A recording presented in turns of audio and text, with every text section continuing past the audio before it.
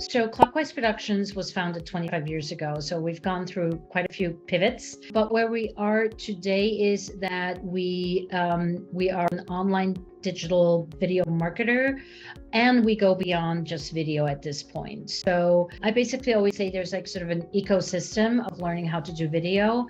And our mission is, and my mission is, to make sure that people learn how to do video themselves, so they're independent from spending a lot of money on a studio or people coming out and shooting. And in today's digital world, that really is not that feasible anymore anyway. So I always like to say I'd like to teach people how to fish.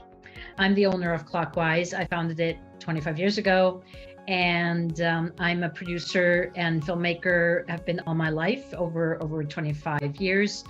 So I come from a really deep knowledge background of visual storytelling, of film storytelling and of filmmaking. So I'm not just some kid that decided to pick up, her iPhone and do some shooting.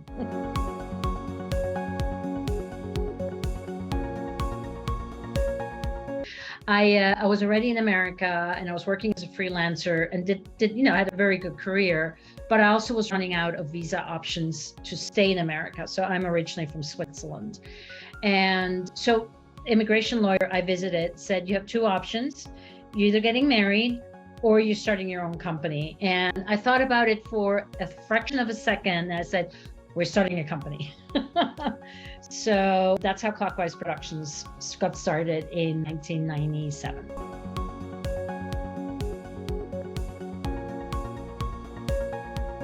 So I think my ideal clients, there's sort of the surfer level stuff, right? So all my clients, and there's a couple of notable exceptions, but all my clients are service providers, because if you're in the service industry, you are the product, right? So you need to show up on video. So that is sort of like the no-brainer part of it. And then I work mostly with business coaches, consultants, authors, and speakers, because I think that little extra turn of I'm selling something, it's not like I'm doing bookkeeping for taxes or I'm selling insurance policies.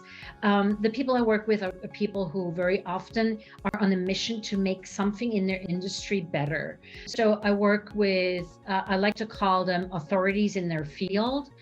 So they all are very niched. They're very specific in what they do, and they have their unique selling proposition. I call it what pisses you off about your industry. They're very clear on what it is that they want to change, and they're change makers, really. And it can be small things. It doesn't have to be, Gandhi-esque or Malcolm X-esque changes. Small changes are as important as are the big ones. So the people I work with very often have a mission with their business and in their life, and we help them to amplify that. Apart from the mission, also on a more practical level, we work with people who want to stand out on LinkedIn, because LinkedIn matches really well sort of that author, consultant, speaker, and coach profile. And LinkedIn is also the only or the last place where you can organically attract clients. And that's what we like to show our clients, how to do that, because we do it ourselves. So we do as we preach, basically. So you can watch us on LinkedIn, you can watch me on LinkedIn. I do what I teach my clients. And that's how we get around 50% of our clients. So it's not a referral, we get organically through LinkedIn, through inbound marketing.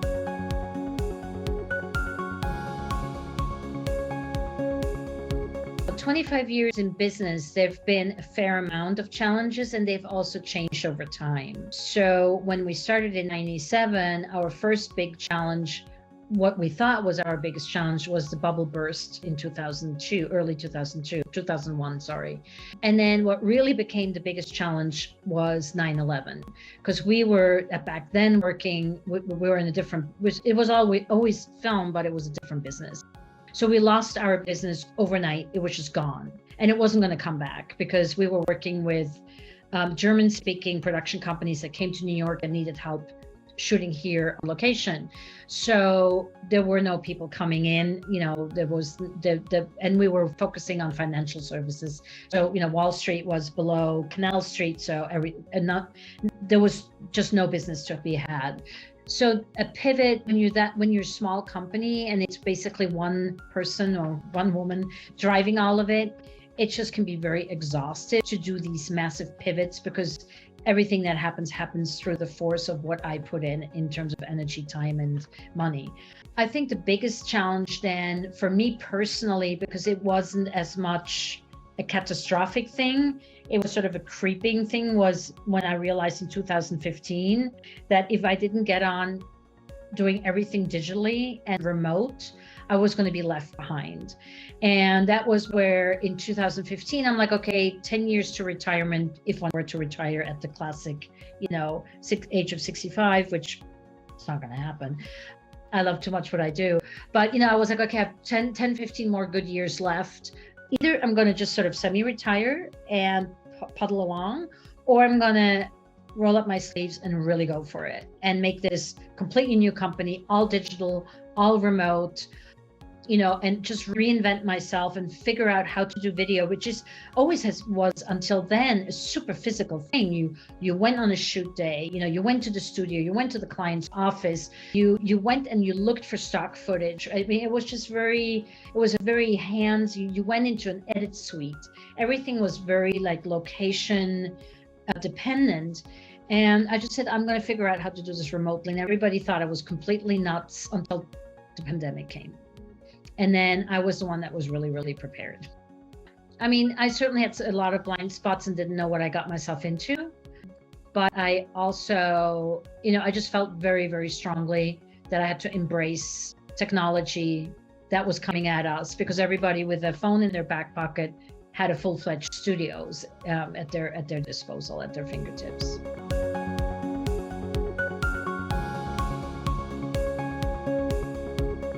I think a fun thing to talk about is we created a quiz, a personality quiz. And I don't know about all of you, but when I see a personality quiz, I have to take it. The other day I took one, whether I'm a good parent or not. I'm not a parent. I took the quiz because it was a personality quiz. I was curious. So we created our own quiz called What is Your Video Personality? And what I love about it, first of all, it's a great lead magnet. It converts really, really well.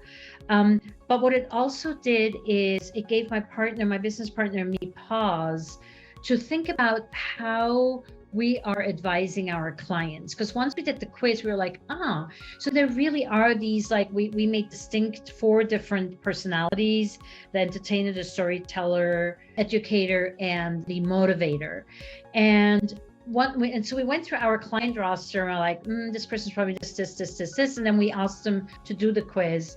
And really interesting things came up through it. Like, we have this one client, great guy, could never tell a story. And I was like coaching him on how to tell these customer journey stories, like case studies. And he would like forget the beginning, the middle, the end. It just never worked out. He did the quiz. He's an educator. There's not an ounce of storytelling in this man. And once we understood that, for us, it became a really valuable tool, because now we could say, so sorry, we made you tell stories, because obviously you're not a storyteller.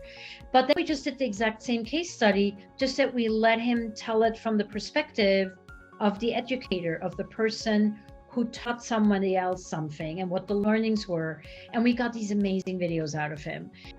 And so that was really so on one hand, great lead magnet, great fun to do it, fun for people to get into a conversation with us around that topic, but also a phenomenal new tool that we love using with our clients when they come into our ecosystem. And it gives us sort of a first touch point where you can go like, oh, these kinds of videos do really well with motivators or with entertainers. That doesn't mean they're boxed into that, but it's something they can look into and see whether it feels right for them.